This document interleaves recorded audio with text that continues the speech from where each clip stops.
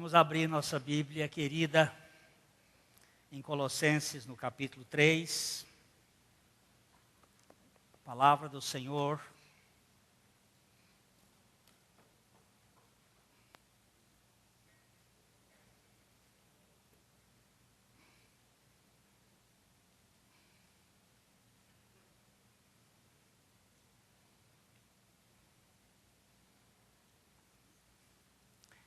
Fazei, pois, capítulo 3, verso 5, fazei, pois, morrer a vossa natureza terrena, a prostituição, a impureza, a paixão lasciva, o desejo maligno e a avareza, que é a idolatria. Por estas coisas é que vem a ira de Deus sobre os filhos da desobediência. Ora, nestas mesmas coisas andastes vós também noutro tempo, quando vivieis nelas. Agora, porém, despojai-vos igualmente de tudo isto: ira, indignação, maldade, maledicência, linguagem obscena do vosso falar. Não mintais uns aos outros, uma vez que vos despistes do velho homem com os seus feitos, e vos revestistes do novo homem, que se refaz para o pleno conhecimento, segundo a imagem daquele que o criou, no qual não pode haver grego nem judeu, circuncisão nem incircuncisão, bárbaro, cita, escravo, livre, porém Cristo é tudo em todos. Querido Pai, o Senhor é o único capaz de nos revelar pelo Teu Espírito a pessoa do Teu Filho. E nós dependemos desta operação nas nossas vidas. Rapta a nossa alma para Ti. Conquista-nos. Dá-nos a graça de ouvir a Tua voz. Concede-nos, Pai, espírito de entendimento e de revelação, para que nós possamos compreender a profundidade, a altura, a largura e o comprimento do Teu amor, revelado em Cristo Jesus. Oramos no nome dEle. Amém. O Brasil, nesta semana, tem sido impactado por uma notícia repetitiva na televisão e nos jornais de uma morte trágica da Isabela, aquela menina que foi jogada ou que caiu da janela. Quando eu digo jogada, eu já estou pré-julgando. Dentro do meu espírito, no meu íntimo, eu não posso admitir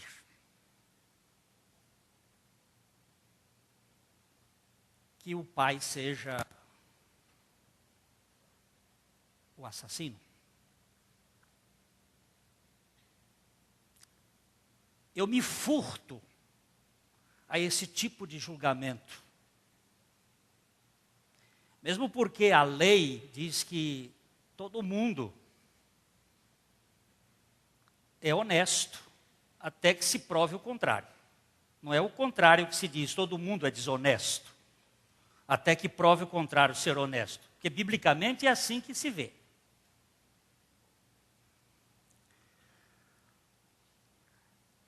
Mas eu não tenho condições de pensar que um pai seja capaz de fazer isso. Até que a madrasta, já que o nome é muito ruim,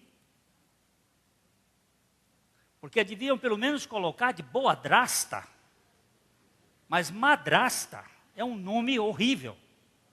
E toda a história de madrasta da fantasia, elas são horríveis. Começa com a Branca de Neve. As madrastas são terríveis. Mas eu não sei como a gente pode pensar num caso desse. Porém, se você tomar do ponto de vista bíblico, é perfeitamente possível. Porque o ser humano é mau.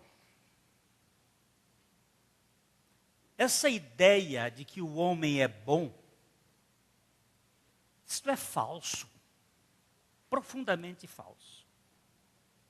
E essa outra ideia de que o homem é uma tábula rasa, uma folha em branco, como os empiricistas declaravam, também é falso. Nós já nascemos com um imprimato. Alienam-se os ímpios, diz a Bíblia. Alienam-se os ímpios desde a madre. Nascem e se desencaminham para o mal proferindo mentiras.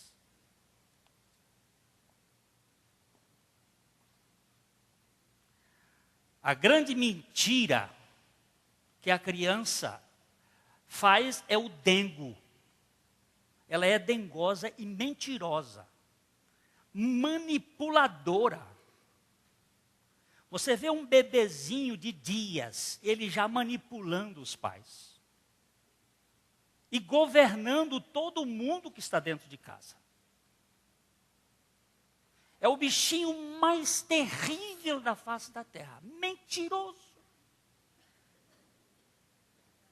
Os cientistas estão dizendo que cada um de nós conta cerca de 200 mentiras por dia.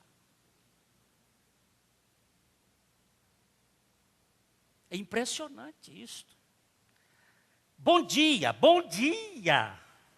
E o dia não está nada bom. Então, a haver estes engastes da relação do nosso andar, nós tratamos tão bem o nosso vizinho e quando chegamos dentro de casa que a porta se fecha, você é rude com a sua esposa, com seus filhos. Mas aqui você é autêntico, lá fora você é um mentiroso. Aquele tratamento que você está dando com o vizinho é apenas uma etiqueta social aparente. Lá dentro de casa, quando você encontra alguém que lhe aceita, você é mais autêntico, mais verdadeiro. Mas essa é a nossa natureza, terrível. Não há como colocar panos sobre a nossa natureza. Nós somos maus por essência, malignos. Filhos da perdição. Mas em Cristo Jesus, Deus nos aceitou. E Deus fez uma obra toda poderosa, cantamos ainda há pouco, que a soberania de Deus, pertence a Ele esta soberania. E nesta soberania monérgica, ergia, força, poder, energia, uma só energia, um só poder, um só agindo, nós fomos colocados, identificados, batizados em Cristo, na sua morte. E é o que o contexto desse texto que nós lemos vai nos dizer, lá no capítulo 2, verso 20, que nós fomos participantes. E ele usa uma condicional se, porque é preciso fé. Mas a obra de Deus já foi feita. Vamos ler Colossenses 2:20. Se morrestes com Cristo para os rudimentos do mundo, porque como se vivesseis no mundo, vos sujeitais a ordenanças. Pode ler o 21. Não manuseis isto, não proves aquilo, não toques aquilo outro. Então, pode continuar. Segundo os preceitos e doutrinas dos homens, pois que todas estas coisas com uso se destroem. O que ele levanta é, se fostes crucificados com Cristo. Por que se? Porque tudo que Deus faz ou fez em Cristo precisa ser recebido por aquele que crê. Mas esta obra foi feita porque Deus nos incluiu em Cristo, nos atraiu, nos identificou naquela morte. Ele foi o nosso cabeça federal, universal, de uma tão grande salvação. Ele é exatamente o centro de toda a operação divina. Se, pois, morrestes com Cristo, esse é o monergismo de Deus. Ele fez isto lá na cruz, nos atraindo, nos identificando, nos fazendo morrer com Cristo, como ato da sua graça. Ele também nos ressuscitou com Cristo. Nesta ressurreição nós fomos participantes com Cristo. Isto é ato divino, indiscutível. Porém, depois de nós termos recebido tudo isto, ele começa aqui a palavra de Deus dizendo assim: fazei, pois, morrer a vossa natureza terrena. Aí não é um monergismo, mas um sinergismo. Agora tem uma coparticipação. Deus fez a parte dele. Mas por causa da parte dele, eu preciso desempenhar este morrer. Então nós já tivemos vendo aqui que Jesus Cristo ressuscitou 3 pessoas no seu ministério. 3 mortos. A morte, ela aparece como sinal de pecado. Tanto a morte para com Deus, a morte espiritual, como a morte física são consequências do pecado. 3 pessoas que tinham morrido, Jesus ressuscitou. Ele ressuscitou a filha de Jairo, que era morto fresco, morto ainda quente. Ele ressuscitou o filho da viúva de Naim. Naim não era o marido dela, não, era a cidade. Outro dia me perguntaram, o senhor Naim, eu digo, o senhor Naim não, é a cidade de Naim. O senhor Naim não conhecia esse ainda não. O filho da viúva de Naim, ele estava morto de um dia. É o morto que está sendo tirado de casa, está indo para o cemitério. E Lázaro, que estava de 4 dias. Eu faço uma pergunta para esse auditório que é muito inteligente. Qual dos 3 estava mais morto?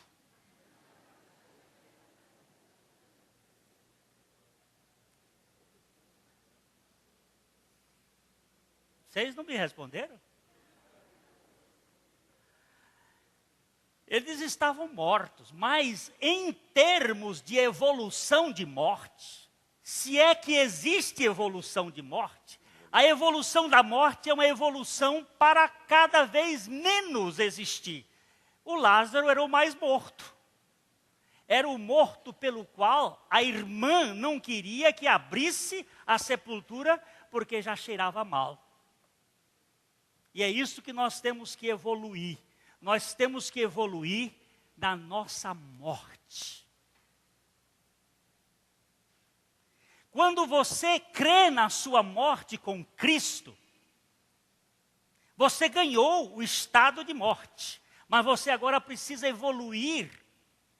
E quanto mais você subir o monte, como dizia a irmã Teresa de Ávila, quanto mais você sobe o monte da santificação, mais podre você se enxerga. Mais indigno você se vê. E mais adorador você se torna, porque você reconhece o quão grande foi a salvação de Deus para com você e para comigo. Então nós temos aqui o apóstolo Paulo dizendo: fazei, pois, morrer a vossa natureza. E ele usa 5 pecados, que são pecados grosseiros, pecados externos, pecados poluídos, pecados fétidos, pecados de nossa natureza carnal, prostituição, impureza, paixão lasciva, maus desejos ou desejos malignos e qual é avareza, que é idolatria. Presta atenção que ele, nesta coleção, ele parte de fora para dentro.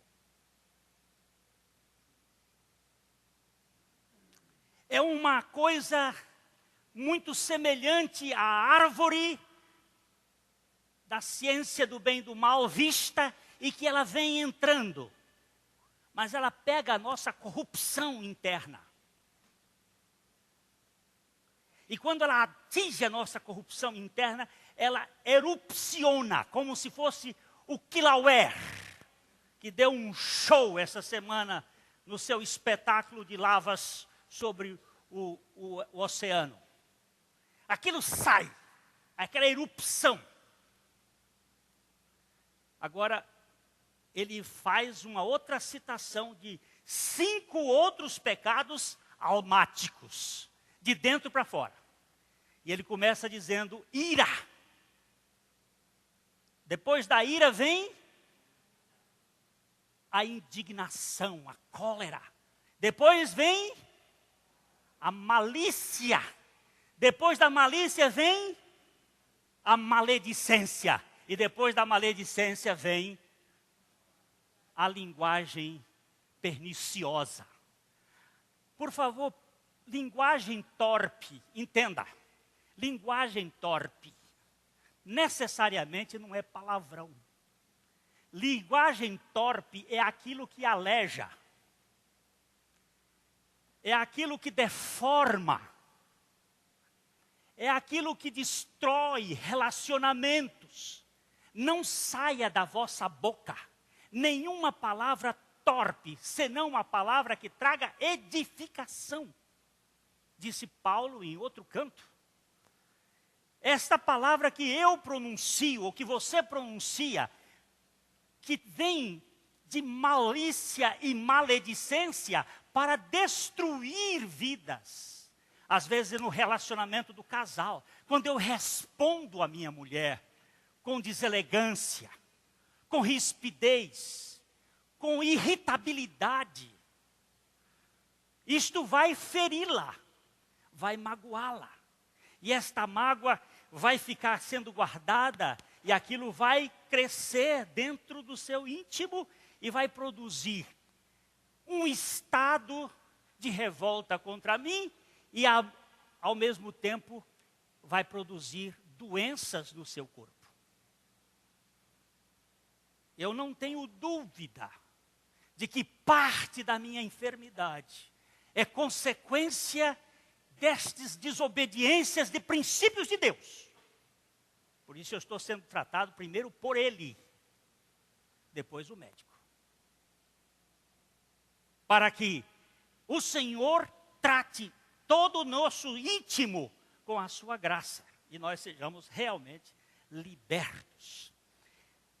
Agora, depois dele falar tudo isto, ele diz: não mentais uns aos outros. O problema sério é que nós fingimos demais.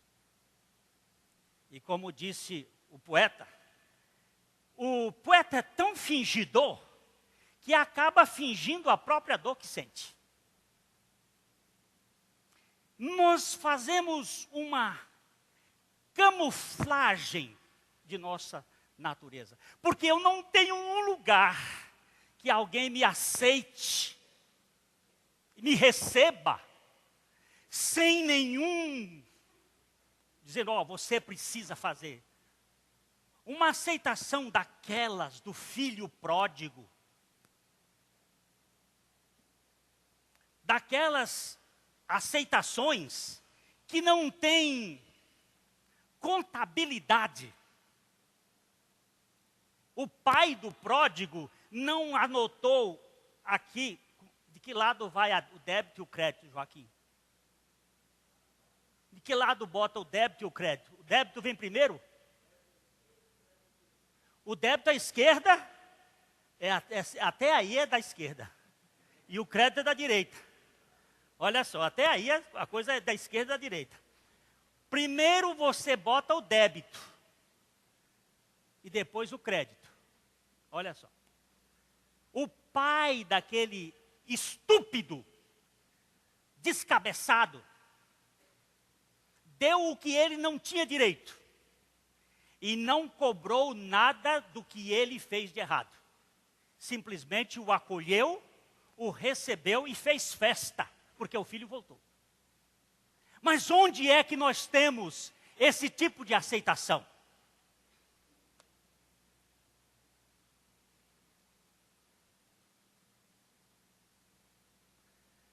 A igreja precisa ser curada. A igreja precisa sair do modelo arcaico do judaísmo velho. Para receber o falido e o fracassado, e limpar-lhe as feridas, e colocar no jumento, e levar na estalagem, e cuidar dele, e pagar a conta, como fez o bom samaritano. Nós não precisamos fingir quando somos aceitos pela graça de Deus. E é aí que Paulo usa uma série de categorias. Ele diz assim: não mintais uns aos outros, uma vez que vos despistes do velho homem com seus feitos, e vos revestistes do novo homem. Este novo homem se refaz. Se refaz naquilo que ele chama de epignosco, um conhecimento cada vez mais crescente, cada vez mais maior. Desculpa aqui a forma, mas é exatamente isso, para impactar. De quê? Da imagem daquele que o criou. Ele não está falando aqui da primeira criação, mas da segunda criação. Porque nós fomos criados por Deus, nós fomos gerados por Deus e nos degeneramos. Houve uma degenerescência produzida pela pecaminosidade na nossa raça, que é capaz de um pai matar um filho e um filho matar um pai. É verdade que não tem filicídio na Bíblia, tem parricida. Parricida é aquele que mata o pai. E filicida é aquele que mata o filho. Mas nós temos casos de filicídios na Bíblia, em que o pai apedrejou o filho.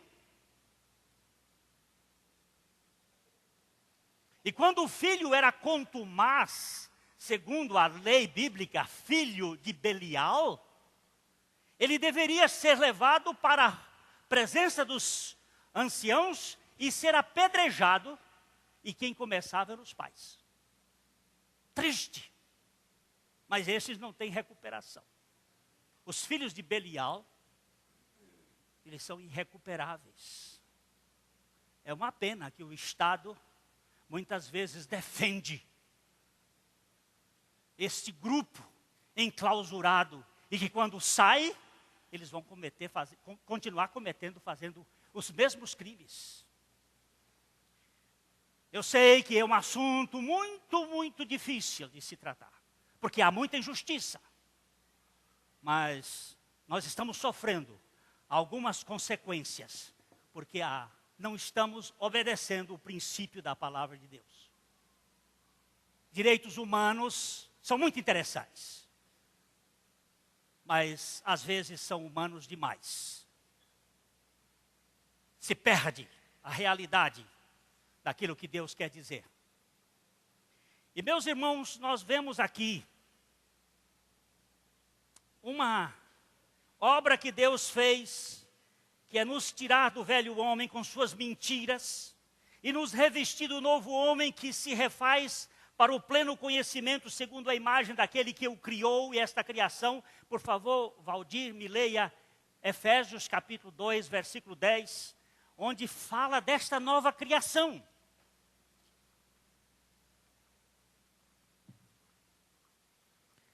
Pois somos feitura dele, criados em Cristo Jesus para as boas obras, as quais Deus, de antemão, preparou para que andássemos nelas. Nós fomos criados, eu vou dizer assim, nós fomos criados por Javé, porque a palavra que aparece no original, lá no capítulo 2 de Gênesis, com relação à feitura do homem, é o Senhor Deus. Aí a palavra é Javé, não é Elohim.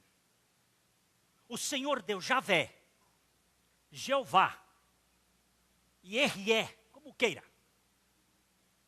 Este Javé, para mim, é Cristo. Jesus, na sua pessoa, Cristo, na sua pessoa transcendente, antes de sua imanência, da sua relação com o mundo físico, a sua realidade, ele e o Pai. Isto é uma posição pessoal. Cristo é o Criador do homem.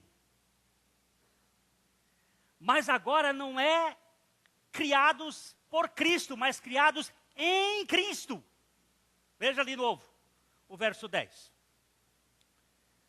Pois somos feitura dele, criados em Cristo Jesus para as boas obras. Criados em Cristo. Essa é a nova criação. Se alguém está em Cristo, nova criatura ou criação é.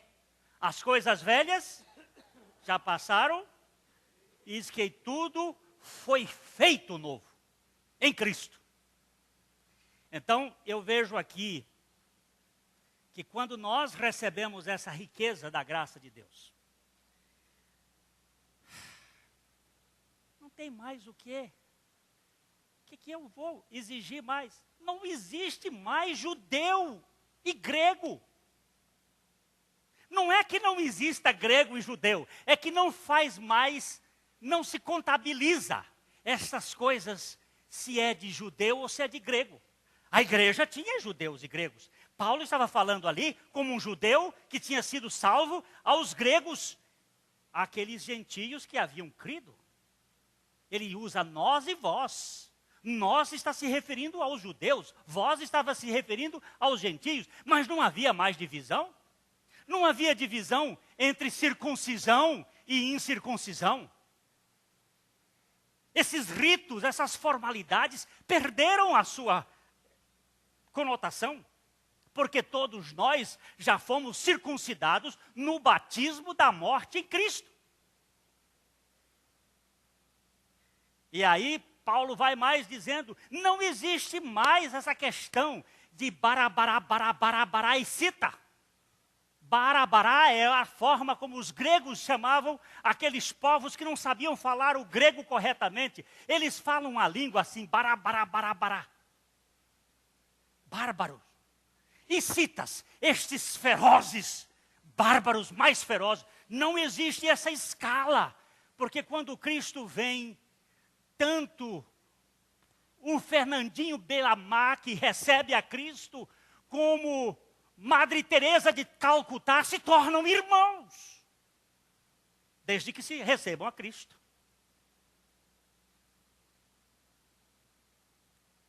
Eles agora são um povo em Cristo. Deus é poderoso para mudar essa natureza perversa que nós temos. E agora ele vai mais à frente dizendo, não existe esse escalonamento de servos, escravos e livres. Não tem mais, acabou. Por quê?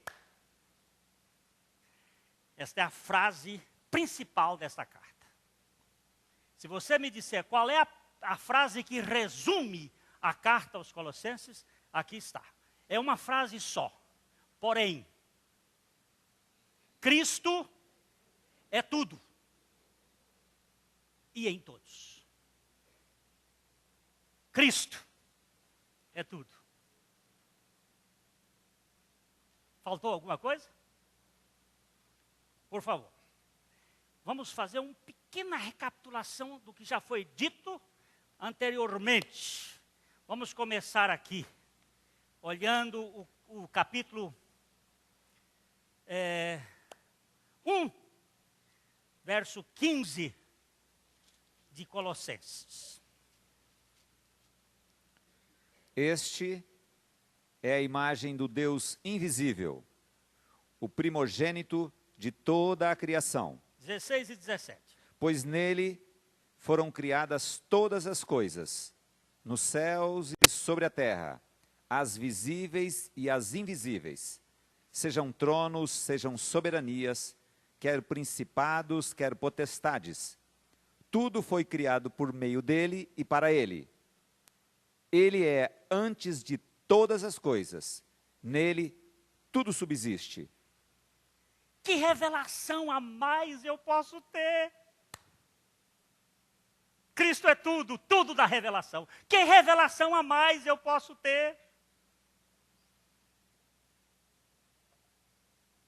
Não tem. Parece que foi aquele desabafo. Assim, estavam procurando uma porção de coisas e o escritor aos Hebreus diz assim, havendo Deus outrora falado de muitas maneiras aos nossos pais pelos profetas, nesses últimos dias nos falou pelo Filho, a quem constituiu herdeiro de todas as coisas. E aí ele vai expressando a grandeza desse Jesus. Que revelação! Que revelação a mais eu tenho de Cristo, além de Cristo? Ele é tudo. Irmãos, eu tenho pedido assim ao Senhor. Meu Deus, livra-me da periferia de mim mesmo. Eu quero ver esse tudo. Quero ver a riqueza desse tudo que está em Cristo. Só para a gente dar uma olhadinha lá no livro de 2 Reis, no capítulo 4.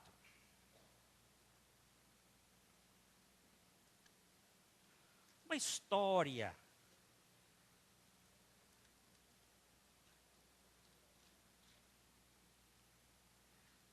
Segunda Reis, capítulo 4. Vamos começar com o verso 1 primeiro. Aí. Certa mulher, das mulheres dos discípulos dos profetas, clamou a Eliseu dizendo, meu marido, teu servo, morreu, e tu sabes que ele temia ao Senhor. É chegado o credor para levar os meus 2 filhos para serem escravos. Presta atenção.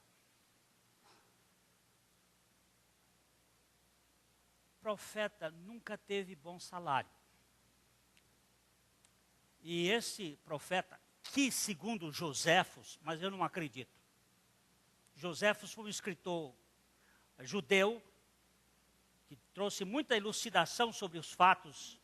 Ele é do tempo de Jesus, um pouco depois, mas muitos fatos. E ele diz que essa mulher aqui era a esposa de Obadias, viúva de Obadias. Não creio pela posição do tempo, no tempo de Eliseu. Obadias foi um profeta da reforma do tempo de lá quando o povo estava na Babilônia. E aqui nós temos esta mulher que está com um problema sério. O credor queria o pagamento das dívidas. E quando não tinha com o que pagar, os filhos eram levados como escravos. E trabalhavam. E depois de 6 anos, eles tinham direito à liberdade. No 7º ano, ele era era libertado. Mas esse aqui, os filhos dessa mulher deveriam ser levados como escravos para pagar a conta. Se isso acontecesse hoje, nós íamos ver cada coisa. Vamos lá. Eliseu lhe perguntou: que te hei de fazer? Dize-me, que é que tens em casa? Ela respondeu: tua serva não tem nada em casa, senão uma botija de azeite. Por favor, quando não se tem nada, começa uma obra de Deus muito boa. Mas ela tinha uma coisa só, uma botija. E essa botija não era botija de vinho. E não era uma botija de doce de figo. Porque essas duas árvores representam outras realidades. Mas essa botija era uma botija de azeite. Sempre que você vira azeite na Bíblia, o Espírito Santo está perto.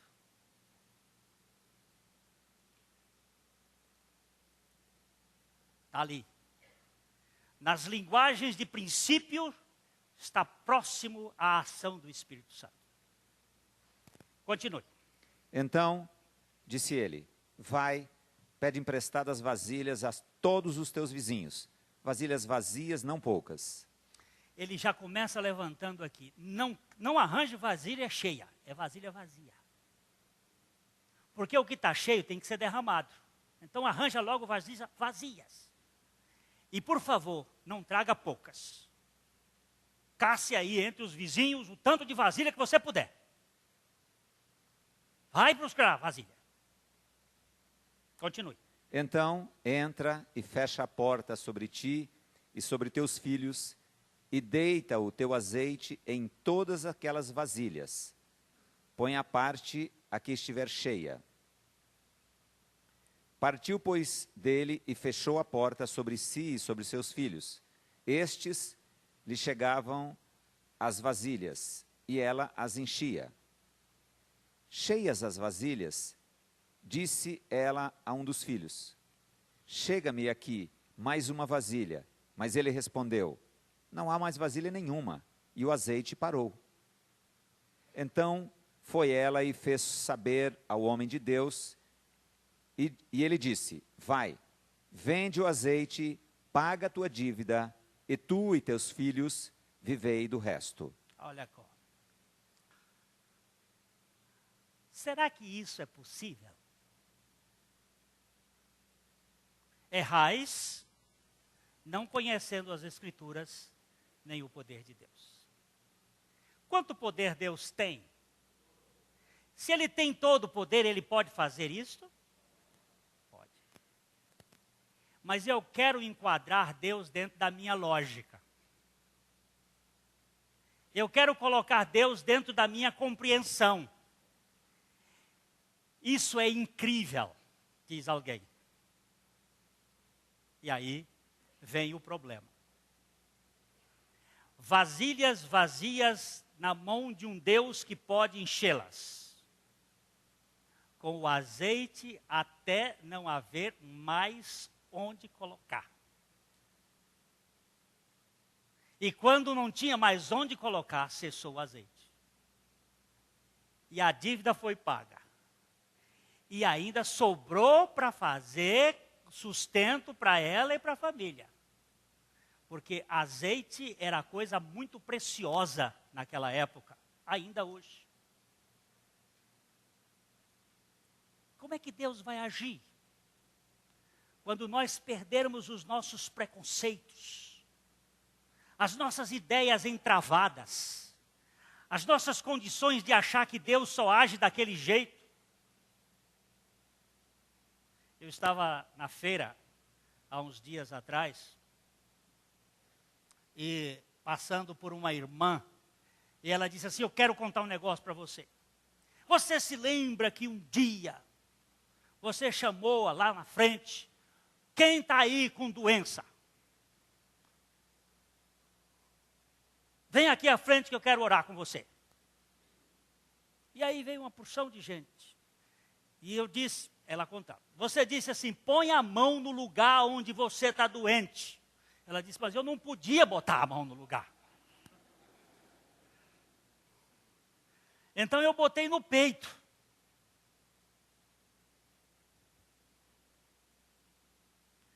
E ela contando a história, contou, tem uma cidadã que está aqui na igreja que estava junto comigo naquele dia, não vai ajudar eu a mentir, ela está sacudindo a cabeça. E ali disse que ela colocou lá, já tinha ido a São Paulo, a Curitiba, aqui em Londrina, médicos especialistas e tal e tal. E o que aconteceu que ela foi embora e passado uns dias, 2, o negócio foi aí, sarou. Deus sara. E por que ele não me sara?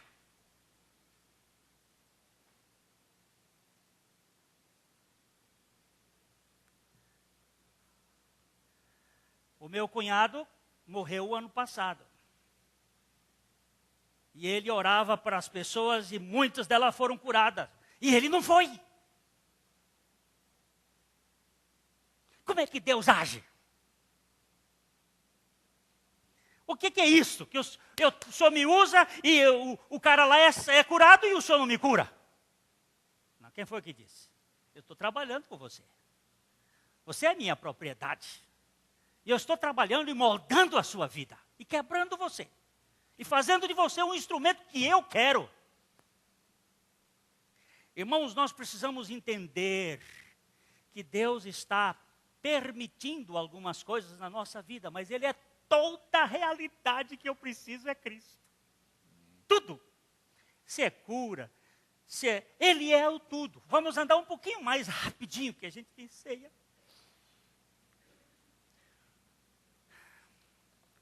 Os versículos 13 e 14 aí, um pouquinho antes, Valdir. Capítulo 1, 13 e 14. Ele nos libertou do império das trevas e nos transportou para o reino do Filho do seu amor, no qual temos a redenção, a remissão dos pecados. Revelação total em Cristo, não temos nada mais a buscar, mas também redenção total em Cristo. Ele nos libertou do império das trevas, nos transportou para o reino do Filho do seu amor, no qual nós temos a redenção, a libertação dos nossos pecados. Pastor Thomas hoje pela manhã trouxe um estudo muito precioso. Muito precioso. E na hora da ceia, estávamos ali a participar da ceia. Ele levantou algumas considerações sobre o valor do sangue.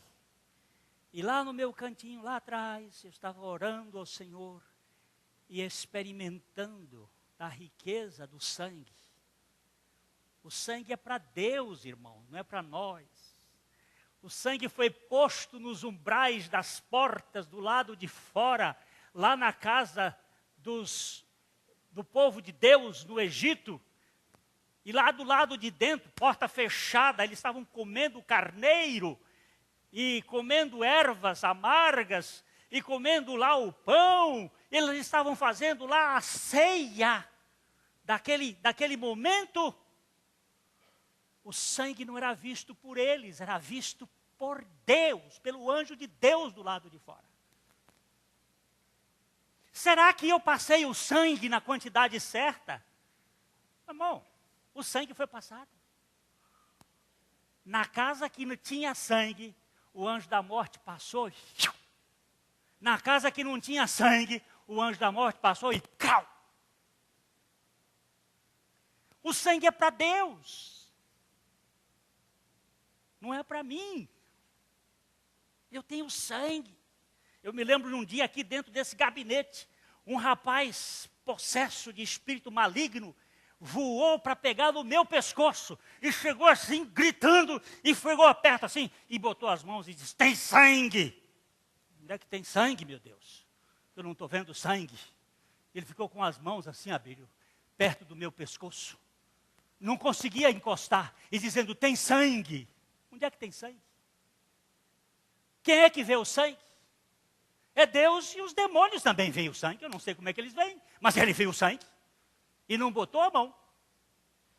Porque eu presto? Não, porque Cristo realizou uma obra. Nós vamos entender isso, meu irmão. E apropriar-nos dessa verdade, que a redenção foi feita. E os principados e as potestades foram postas à execração lá na cruz. Deboche. Onde está a morte e a sua força? Terceira coisinha aqui, meu irmãozinho, vamos ler.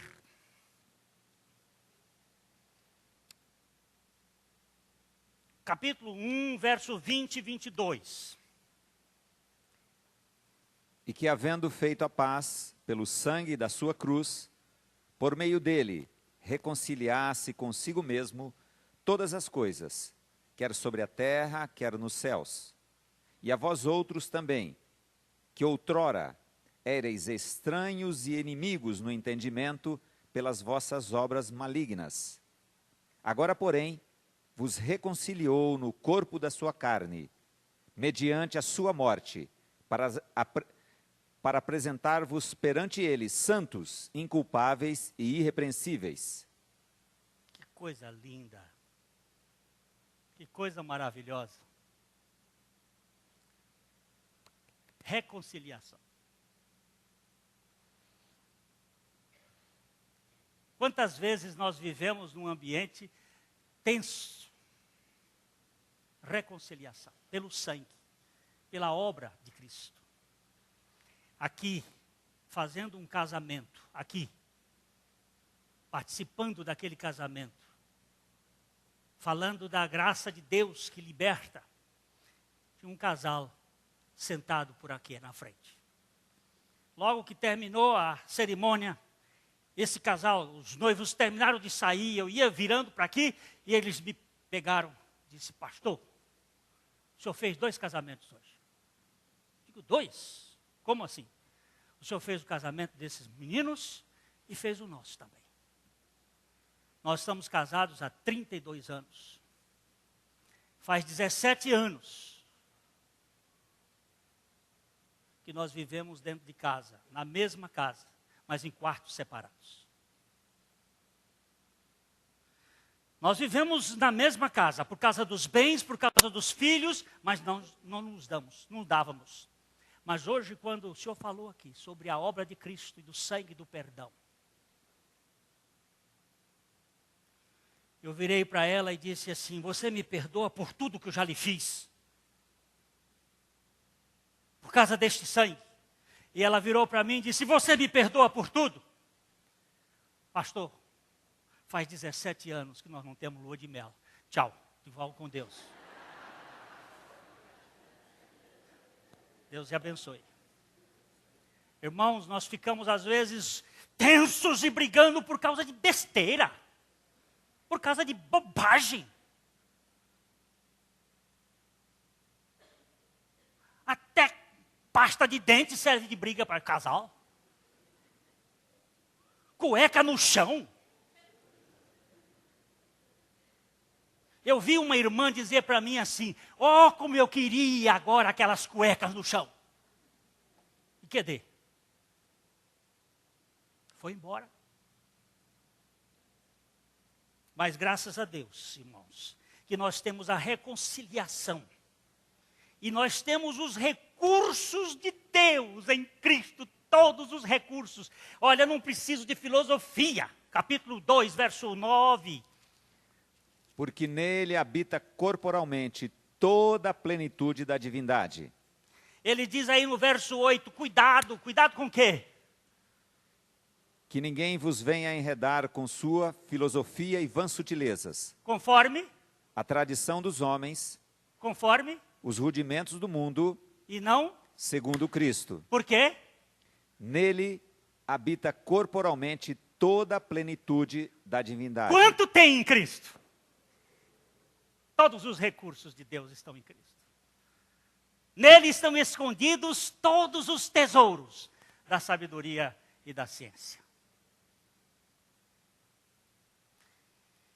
Estamos falando via internet e lá nas Minas Gerais, um irmão me escreveu contando a sua história de vida, como ele lutou até encontrar o descanso. E no dia que ele viu, pela palavra de Deus, a obra suficiente de Cristo, ele disse, toda a minha peregrinação de anos, através de caminhos e caminhos e caminhos, cessou quando eu enxerguei que Cristo era tudo em todos. Cristo é tudo. Oh, coisa que alegra o coração. Senhor, eu sei que o Senhor é aquele que vai realizar tudo, ainda vai se manifestar, mas agora eu posso apropriar-me do meu tudo. Cristo é meu tudo. Irmãos, Deus vai nos dar a graça de voltar para falar um pouquinho mais sobre este assunto.